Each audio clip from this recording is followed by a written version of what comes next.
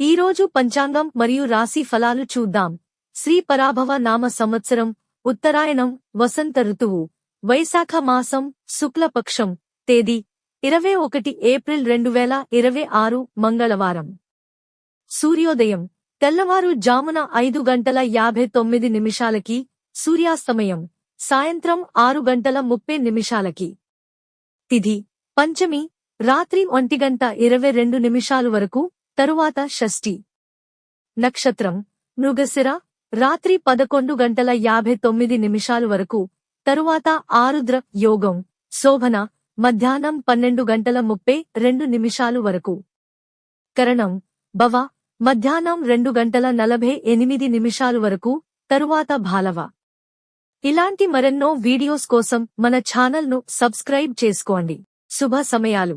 బ్రహ్మ ముహూర్తం తెల్లవారు జామున 4:23 నుండి 5:11 వరకు. అమృత ఘడియలు మధ్యాహ్నం 3:57 నుండి సాయంత్రం 5:24 వరకు.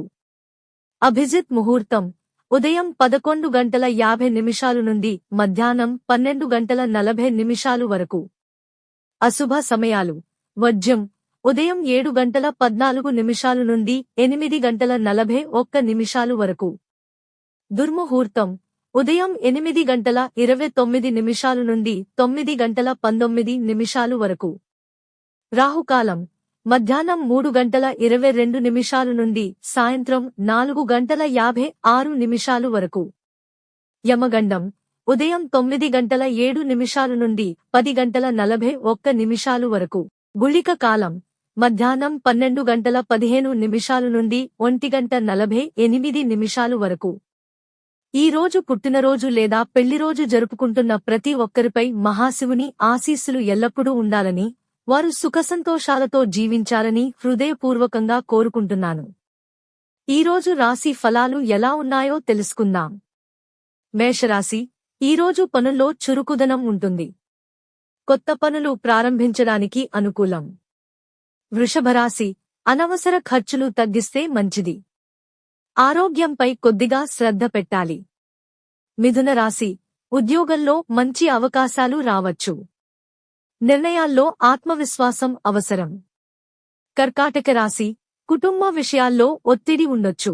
శాంతంగా వ్యవహరించి ధైర్యంగా ముందుకు సాగండి. సింహరాశి పని సంబంధిత విషయాల్లో పురోగతి ఉంటుంది. పై అధికారుల ప్రశంసలు పొందే అవకాశం ఉంది.